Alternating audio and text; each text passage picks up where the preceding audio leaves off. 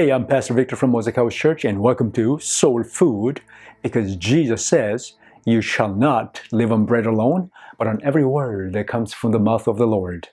And today's Soul Food comes to us from 1 Peter chapter 1, verse 5 and 6. So shall we go to it? And please, let's read it together, because when we read it together, you retain it better. So hear the word of the Lord.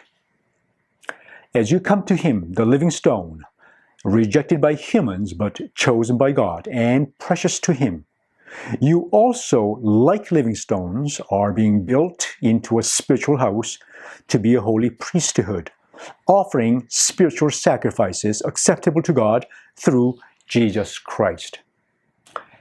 The Apostle Paul is giving us the identity and the destiny for you and me. It's not all that easy to detect this in the English language, but in the Greek, it says, you all come to Him, come to Jesus, as you all draw near to Him, and as you all are being like living stones. So right there, your identity is being built into what? The spiritual house. That's it. You and I must see ourselves as living stones that are being built into a spiritual house. Now, the Apostle Paul wrote this to local churches. Therefore, you all, not as in you singular, but you plural, you are all like what? Living stones that are being laid on top of the living stone, Jesus Christ. To be what? Our identity is to be being built into a spiritual house, the temple of God. So you and I, we find our identity being laid on the foundation of the cornerstone of Jesus Christ to be this communal community. So therefore, one application is this. Jesus is calling you and me to be an intricate part of a living stone community. Are you in a local church? Are you being built into the living temple, the spiritual house of God? That's our identity.